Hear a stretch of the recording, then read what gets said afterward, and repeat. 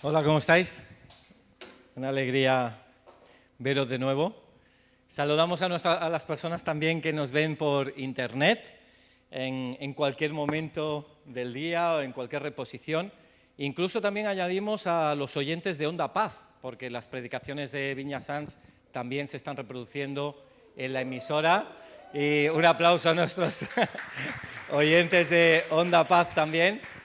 Y quizás pues los nexos radiofónicos que tienen entre diferentes emisoras. Así que todo aquel que nos pueda escuchar, pues bienvenido al lugar donde se busca a Dios y donde se comparte lo que dice la Escritura.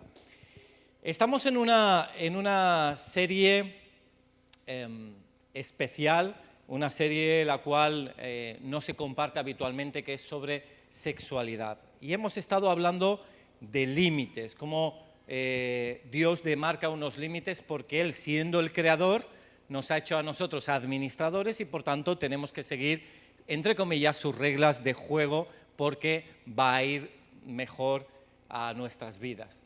Estuvimos hablando también en la última semana sobre la caída, qué sucede cuando uno de forma voluntaria está traspasando esos límites y cómo Dios es un Dios que evidentemente tiene un plan para que no caigamos, pero en el momento de caída, cierto que hay ciertas consecuencias, pero Dios es un Dios también de restauración y de levantamiento del que es caído para una nueva gloria.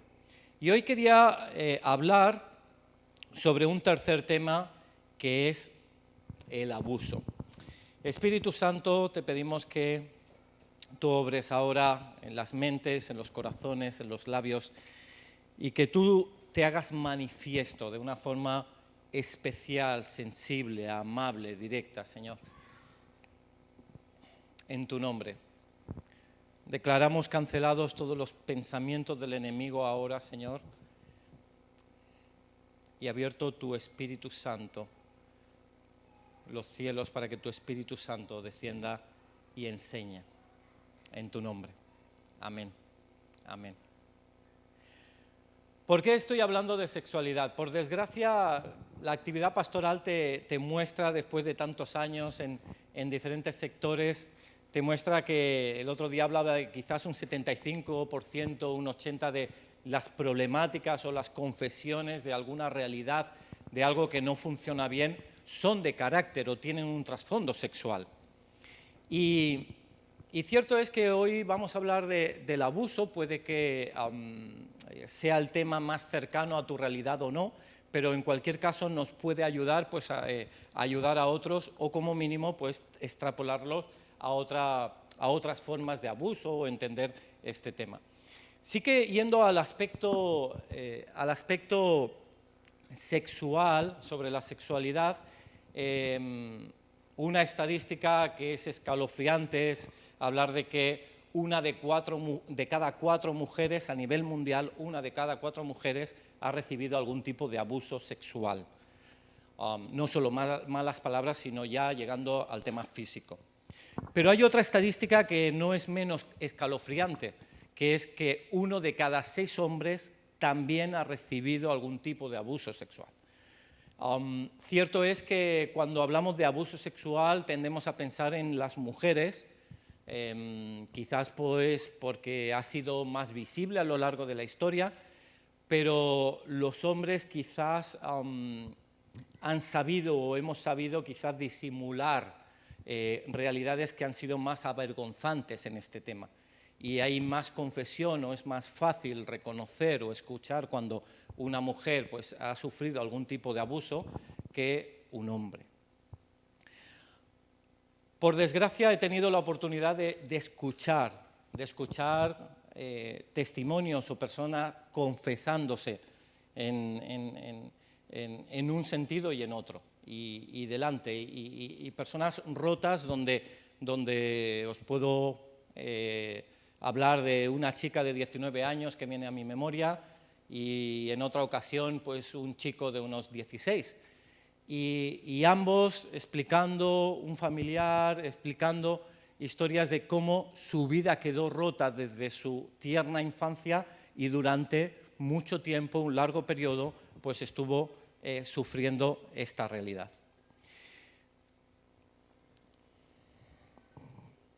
Se rompió.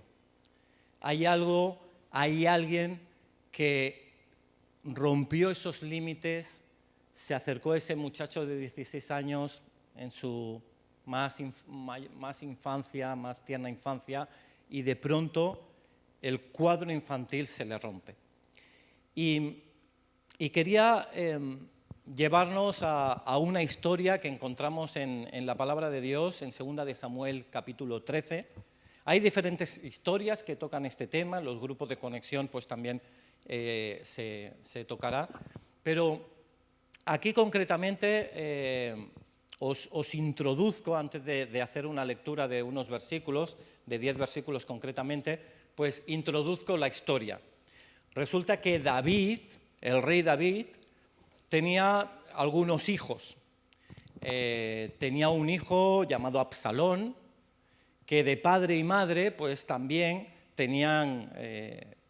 era Absalón, hermano de Tamar, y por tanto eran dos hermanos. Y por otro lado, David tuvo relaciones con otras mujeres y tuvo otro hijo llamado Amnón, y por tanto era medio hermano de Tamar.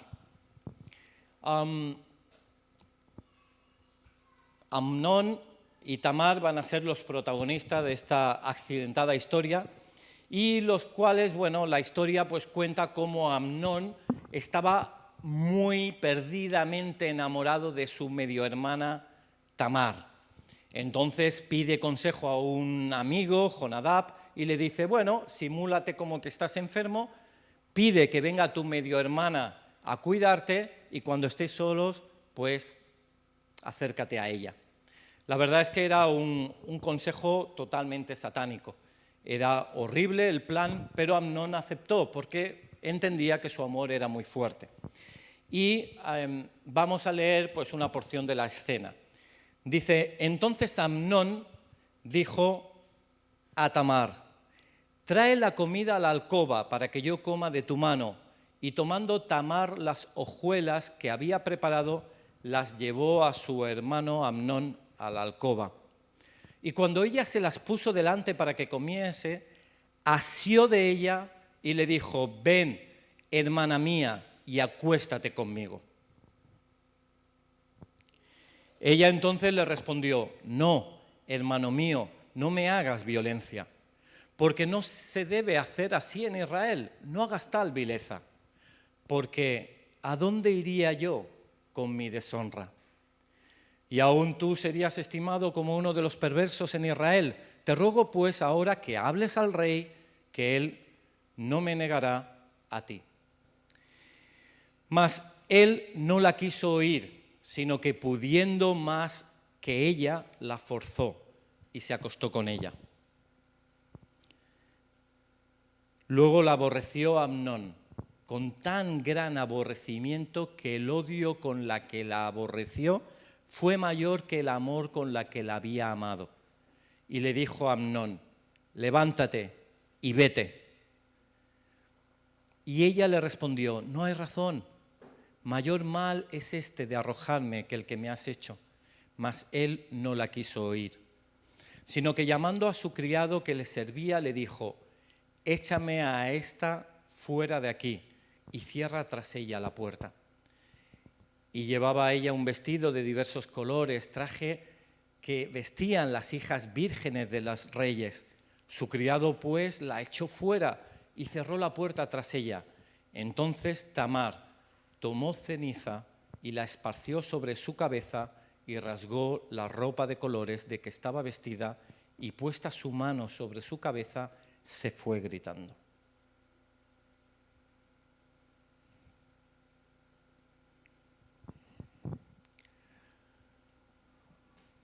Un cuadro absolutamente desolador. Son de esos textos que uno no se quiere parar mucho a imaginar detalles. Pasas casi de puntillas. Pero imagínate el cuadro, al menos por un momento. Él confía en su medio hermano, le está cuidando, le prepara una comida. Él pensando que su amor era tan feroz que no podía mantenerse más en una distancia física, que utiliza la fuerza para tomar posesión de ella, de su cuerpo. Y luego, qué desagradable desenlace. Él siente un aborrecimiento mucho mayor, un odio mucho mayor por ella. Y esto habla de cómo el corazón es engañoso más que todas las cosas. A veces parece que por amor, y ves que del amor al odio solo hubo un paso que parecía que les acercaran más, incluso desde el punto de vista de él. Pero fue todo lo contrario. Y ella no solo queda con una pérdida de la virginidad, sino que pierde la deshonra, ve el enfurecimiento del hermano, la deja pues como vergüenza pública.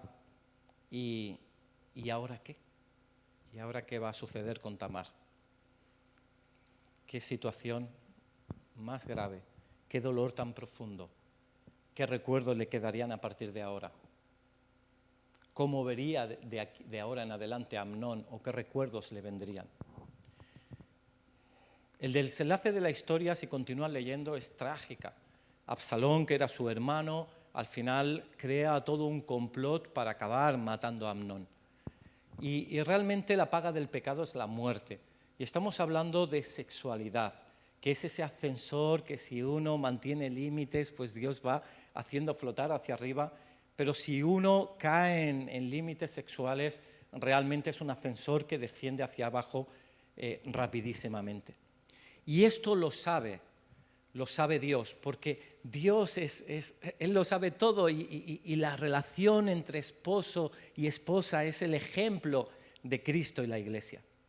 Pero también lo sabe un ángel perdido, maléfico, que se llama Satanás. Y Satanás busca continuamente cargarse al ser humano con temas sexuales. No he querido basar mis predicaciones, ni siquiera ilustrarlas con porcentajes, que sería muy fácil de recoger y muy fácil de recordar.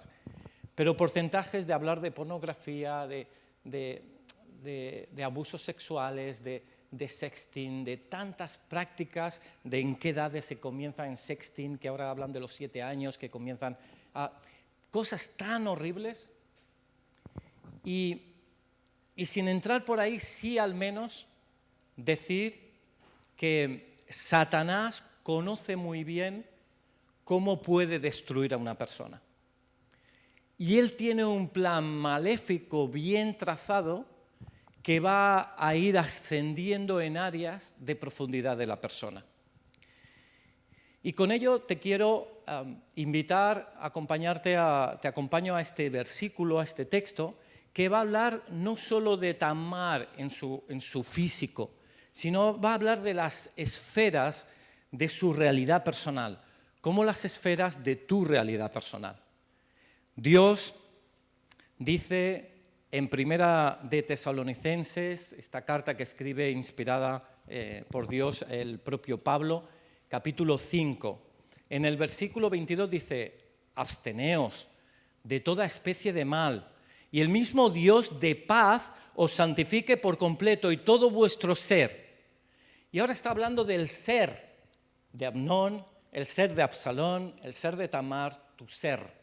El ser del ser humano está compuesto de diferentes áreas que integrarían el ser completo: espíritu, alma y cuerpo.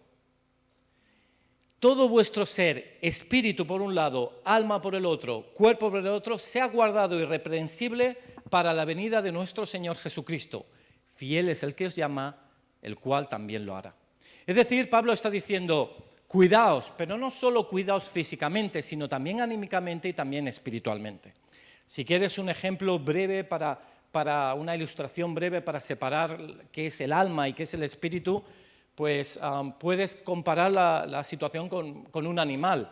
Los animales, los perros, por ejemplo, pues tienen un cuerpo físico que es tangible, Y también tienen un alma porque tienen sentimientos, se ponen alegres y le das pues una galleta de hueso, se ponen tristes y vas con la zapatilla porque ha hecho algo mal, pero evidentemente ellos no pueden conectar con Dios, no tienen espíritu. Tienen alma, pero no tienen espíritu, igual que pasa con los ángeles, incluso con los demonios, hasta con Satanás. Es decir, tienen sentimientos, los animales tienen cuerpo, pero no tienen la forma de cómo conectar con Dios. Y entonces en ese plan maléfico, utilizando ese poder destructor que es la propia sexualidad en una forma incorrecta, Satanás comienza un camino de maldad quitando la paz. Porque realmente imagina por un momento cómo se sentiría Tamar. De antes, comparado la fotografía una hora antes de esa situación a una hora después. La paz se habría roto como cristales en todo su ser. Y ese es el plan de Satanás, quitar la paz. Y por un lado podemos hablar de, sí, es evidente, es lógico. El cuerpo fue violado, fue violentado, la forzó, transgredió el cuerpo físico. Y cierto es que este cuerpo que tenemos es el templo del Espíritu Santo. Cuando hablamos de límites, nuestra piel hace de los límites que protege nuestra integridad, cuida nuestra identidad. Nuestras emociones, nuestros pensamientos están dentro de estos límites y, por tanto, atravesarlos, ir más allá, irrumpir sobre esa esfera de protección, es apelar directamente no solo al cuerpo por los dolores físicos, consecuencias que pueda tener, etcétera, etcétera, sino que también transgrede un segundo nivel. Porque Satanás no quedaría solo contento si dijera, bueno, hemos conseguido, como si sacara una navaja y le ha hecho pues, una herida, efectuado una herida sobre el brazo. No es solo eso. Satanás, a través del tema sexual, quiere ir más lejos. Y no solo quiere afectar el físico, quiere afectar también el alma. Y ahora pensemos por un momento en el alma de Tamar. ¿Qué es el alma? Esa conjunción entre emociones, sentimientos y también pensamientos, nuestras formas de entender la realidad. Tú imagínate qué sentimientos vendrían por Tamar. Tú imagínate los sentimientos de una persona violentada a estos niveles. Un sentimiento inicialmente de impotencia. Él no la quiso oír, dice la palabra. Transgrede su propia voluntad. Ella no quería, pero la obligan a. Por desgracia, la historia ha mostrado un salvaje cuidado del hombre hacia la mujer. Cierto que cuando en el capítulo 3 de Génesis dice, el hombre se señoreará de ti, como una consecuencia del pecado, pero evidentemente el hombre ha traspasado y ha utilizado su fuerza para llevar a cabo eso que era malo, que se enseñoreara el hombre de la mujer. Y aquí vemos pues, un sentimiento de impotencia. Hay un segundo sentimiento que también quería transmitir, es de desorden, de incongruencia, de despropósito. El sexo es para mostrar amor. Si tú realmente me quieres, habla con mi padre o con nuestro padre, que es David, y seguro que no tendrá problema en darnos en casamiento. Porque el sexo no es para mostrar amor, ni el amor es para excusar el sexo. Realmente el sexo, la sexualidad, es para llevar a la culminación que has demostrado que hay un camino de amor y compromiso con esa persona. Un tercer sentimiento de rechazo. Amnón la aborreció más que la amó. Eso quedaría grabado en su corazón también. La persona que de pronto se ha hecho más íntima a mí, de pronto me aborrece. y puede llegar a pensar, ¿qué tipo de persona debo ser? Personas que han sentido algún tipo de oprobio, de rechazo a este nivel sexual, tienen esa emoción, ese sentimiento de rechazo por la otra persona. Un violador, por ejemplo, que la ha tenido como un objeto, que no ha tenido en cuenta a su persona. Un cuarto sentimiento, te he hablado de impotencia, de desorden, de rechazo, un cuarto sentimiento de pérdida. El deseo que tenía de mantener su virginidad. El vestido de virginidad que mostraba. Yo conozco pues personas que han podido llegar al altar actualmente, en los días que corren, al altar con un velo cuando se casa. Y porque es como un lenguaje, es un símbolo que muestra que esa persona está llegando al matrimonio virgen. Y también vas a bodas donde, bueno, no existe ese velo. Pues la historia pues, ha sido quizás más nutrida en ese sentido, ha tenido otra realidad y quizás no ha podido ponerse ese velo para casarse. Sea como fuere, ella siente esa pérdida. He perdido algo que yo estaba conservando, me han obligado, me han robado esto de aquí. Un sentimiento, en quinto lugar, de traición. Amnón es medio hermano de Tamar. Y por desgracia, normalmente los abusos se dan en un entorno cercano, dentro de la familia, dentro de los colegios, incluso dentro de una actividad eclesial, dentro de unas extraescolares, de un club deportivo, porque es donde empieza a ganarse la confianza de la persona, donde esa cercanía lo permite más. Y quizás por diferentes situaciones he escuchado muchas historias de abusos que han confesado la realidad y no recuerdo ninguna fuera del contexto familiar o eclesial o cercano.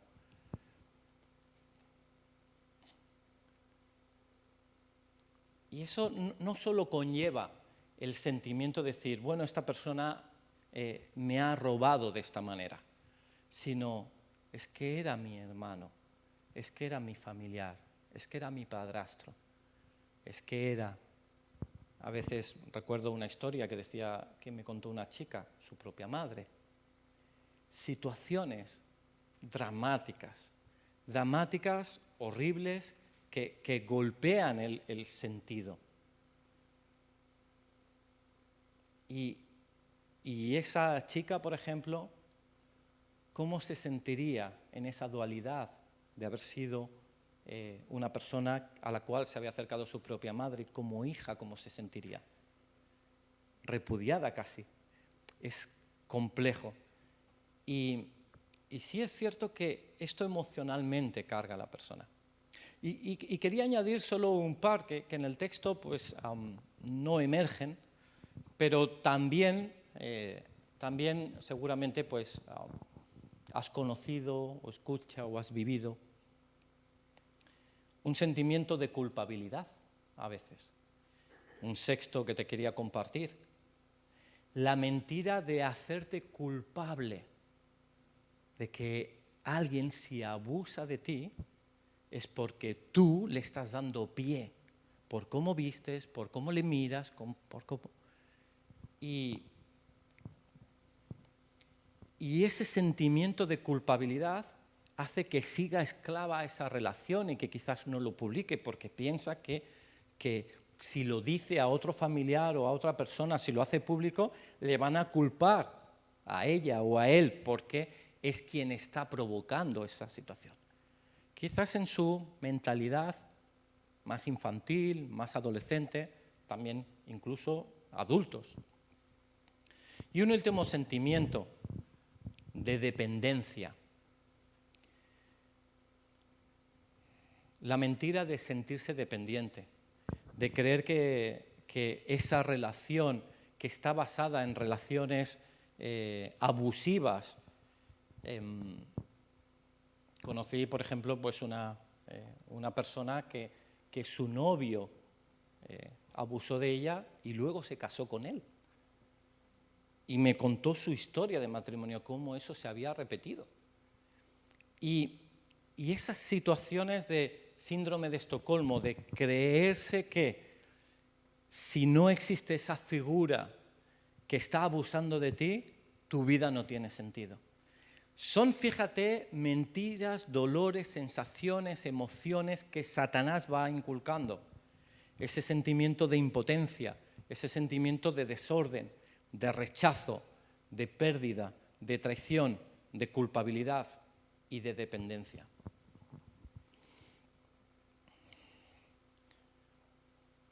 Y quería ir a la última esfera, que es en verdad a la que quiere llegar Satanás. Satanás, el cuerpo, en parte le interesa hacer daño, el alma, que sean tocadas las emociones, está bien porque va a perturbar, pero va a querer llegar a la parte espiritual. Pero permitidme orar un momento, ¿de acuerdo?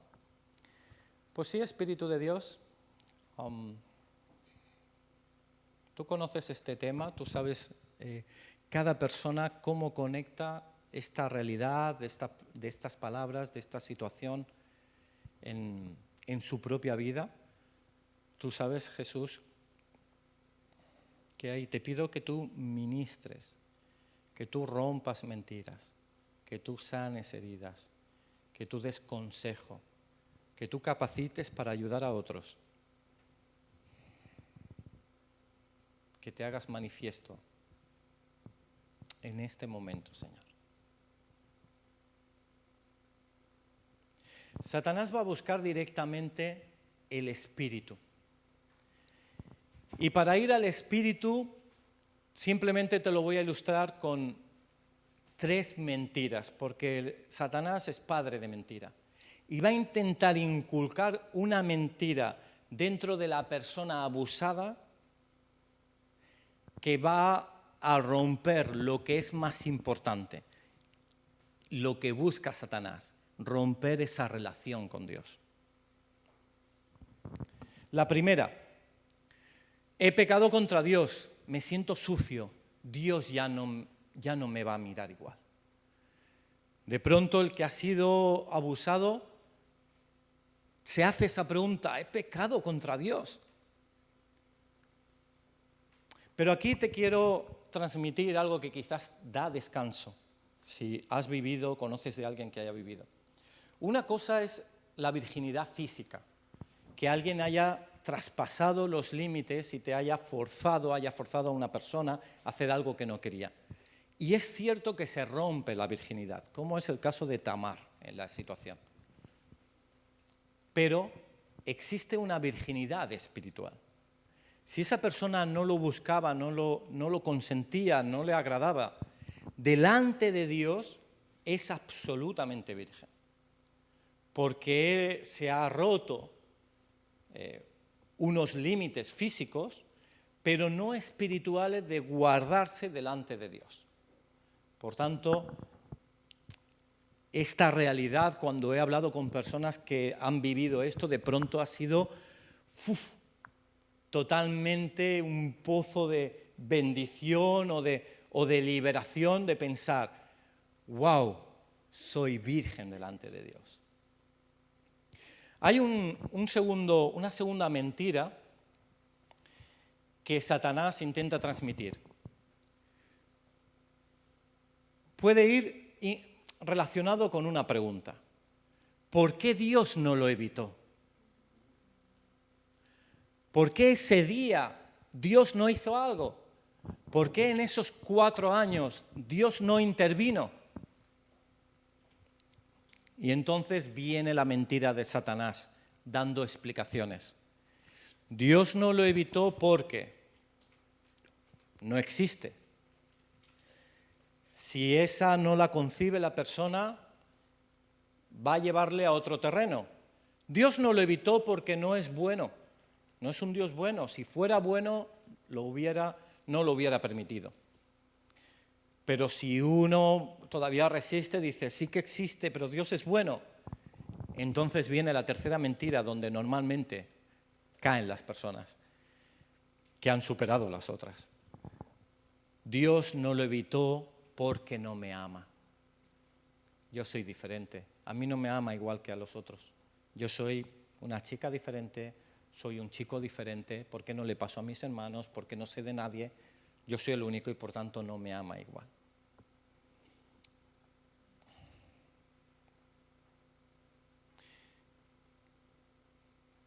Y si pensáramos que no es bueno, es como decirle a Dios que ha pecado contra mí. Es algo que rompe todo esquema. ¿Y por qué Dios no lo evitó?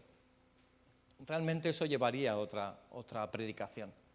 Pero simplemente quiero dejar una línea al respecto.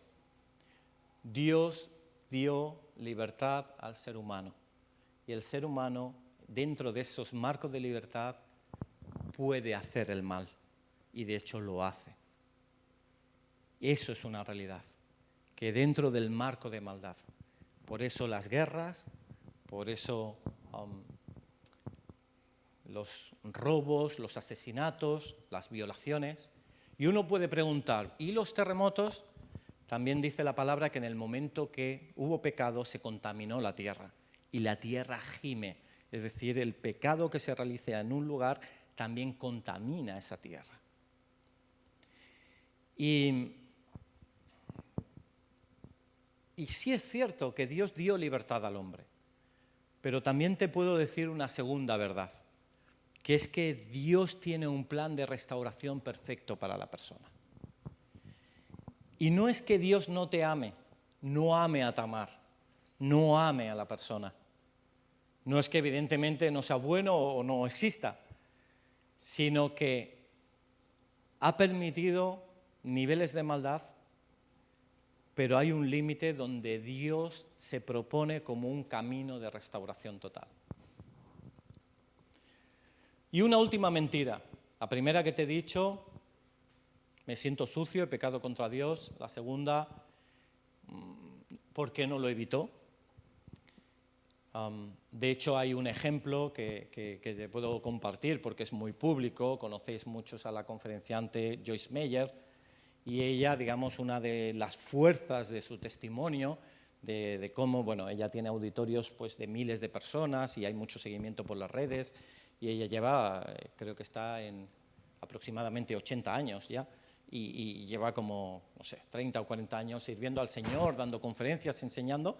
Y ella explica cómo su padrastro, pues durante muchos años, no sé si, ya no recuerdo exactamente, desde los 9 a los 16, no sé, durante muchos años abusó de ella, pero ella decidió un día no vivir el victimismo de haber vivido eso y superarlo en el nombre de Jesús.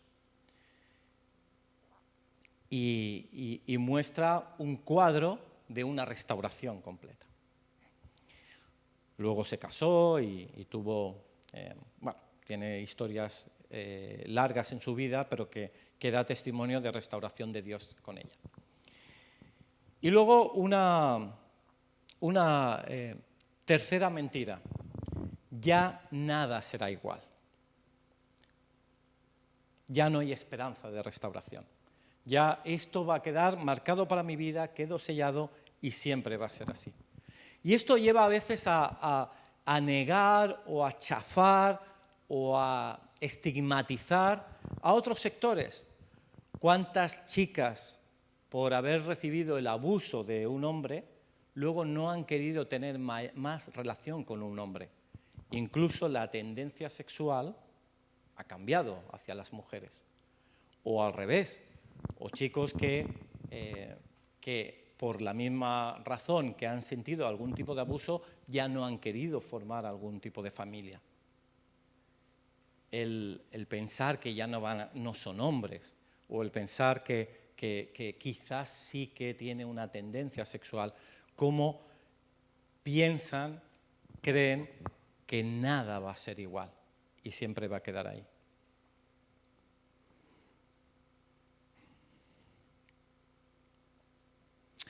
Y quiero finalizar con con algunas palabras de aliento, más que consejos prácticos, palabras de aliento para un camino de restauración. La primera, sin duda, es poner la mirada al cielo. Hay personas que por estas razones se apartan de Dios o de la iglesia y es mirar al cielo. Dios es Dios, el ser humano es el ser humano, pero Dios tiene ese camino de restauración. Llenarse, pues, leyendo la palabra, hablando con Dios, reuniéndose, sirviéndole. Así Jesús mismo va a hablar en el capítulo 6 del Evangelio de Mateo diciendo: no os hagáis tesoros en la tierra donde la polilla y el orín corrompen, donde ladrones minan y hurtan, sino haceos tesoros en el cielo, donde ni la polilla ni el orín corrompe y donde ladrones no minan ni hurtan, porque donde esté vuestro tesoro, allí estará también vuestro corazón. Dicho de otra manera, Dios te da realidades que ningún ser humano te las puede arrebatar. Ni un asesino, ni un violador, ni un ladrón, porque el gozo, la esperanza, la vida eterna son muy superiores a todo esto.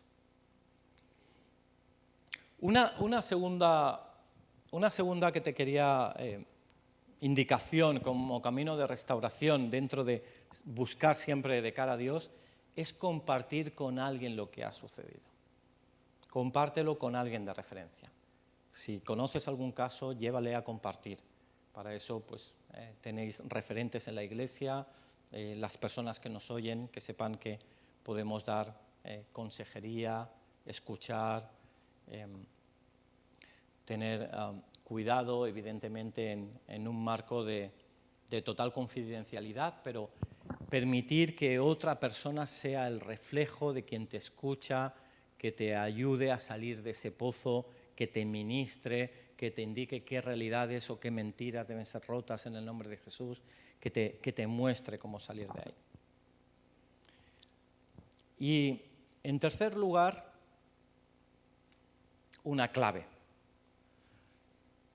que es aceptar el camino de perdón. Este chico que a mí me vino en una velada de campamento,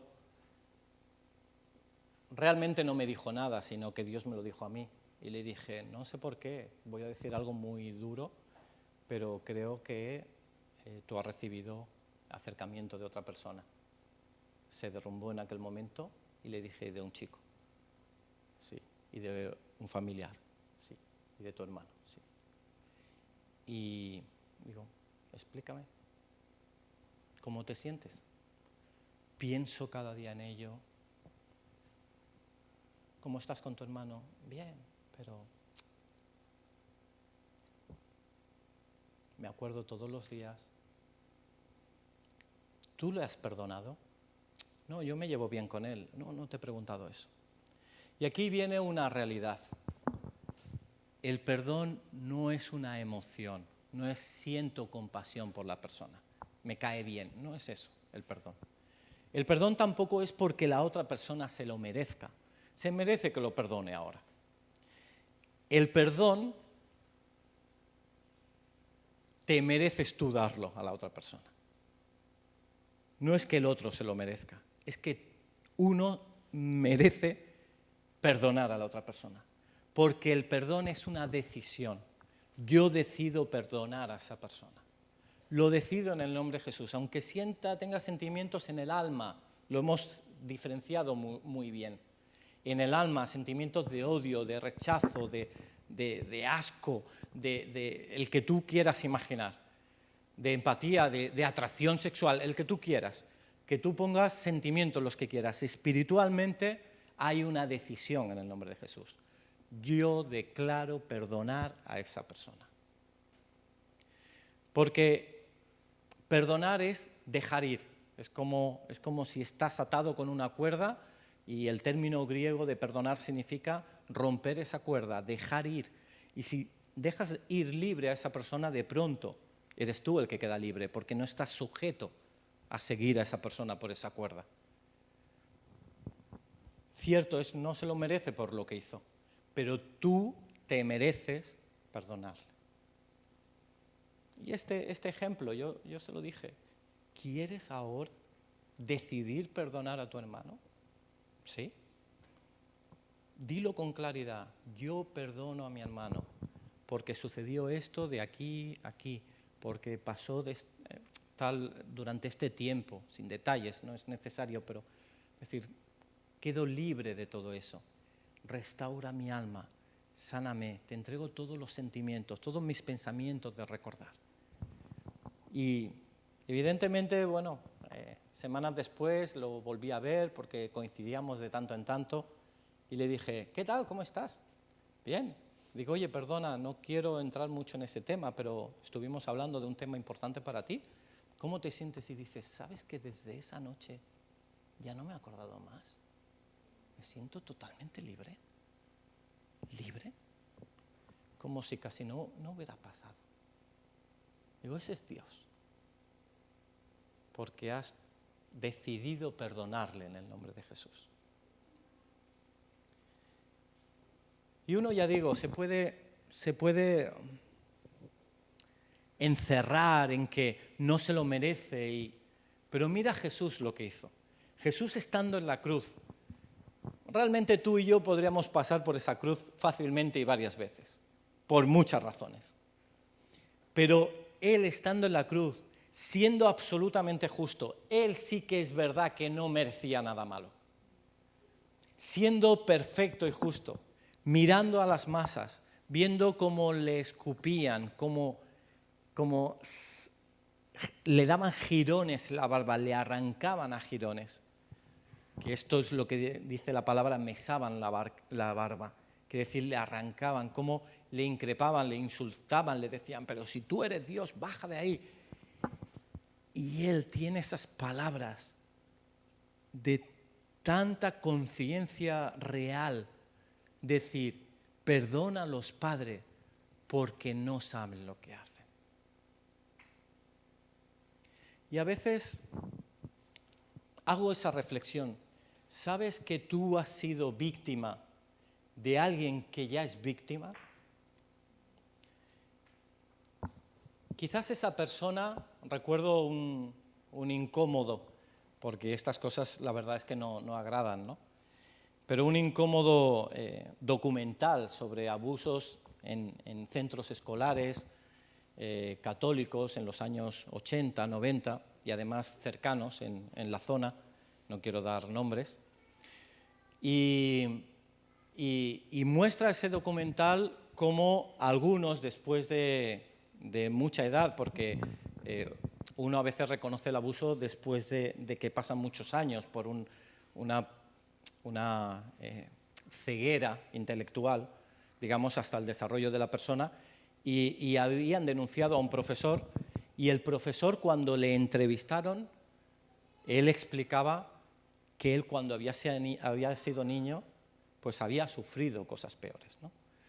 Y él comentaba que incluso cuando hacía estos actos ni se daba cuenta de lo que hacía. No, evidentemente no excuso para nada el mal.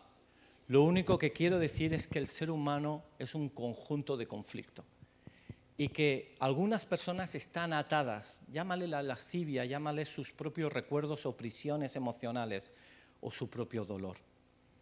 Y Jesús viene para tener una actitud de reconocimiento de que debemos perdonar, porque el que hace algo malo en verdad no sabe lo que hace.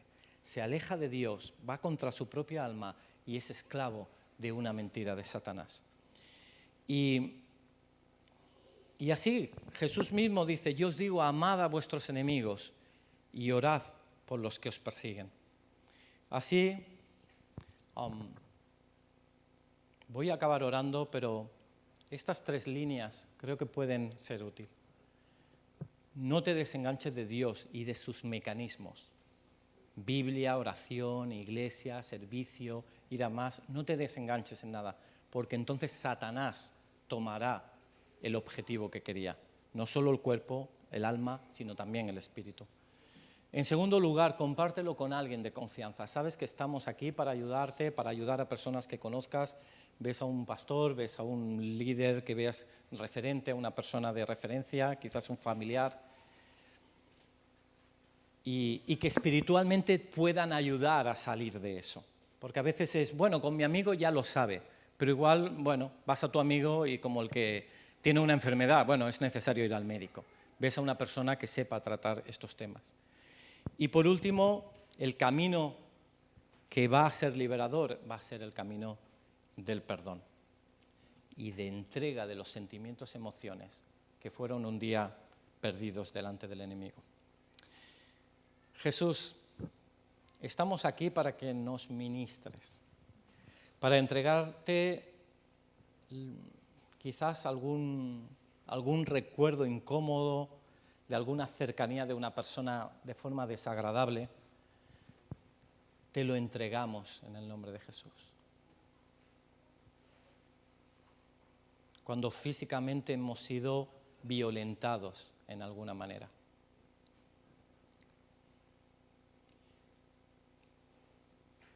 Te entregamos sentimientos de impotencia, de desorden, de rechazo, de pérdida, de traición, sentimientos confusos de culpabilidad, Señor, de dependencia. Y no acepto las mentiras de Satanás. Somos limpios delante de ti por tu sangre. Tú eres un Dios que existes, que eres bueno y que me amas. Y que a pesar del dolor sufrido, quieres hacer en nosotros una restauración y que quizás consolemos a otros y enseñemos a otros ese camino. No podemos decir que ya nada será igual porque en ti hay esperanza, perdón. Y perdonamos a las personas que nos han hecho algún tipo de daño. En el nombre de Jesús. Te lo entregamos todo. Amén.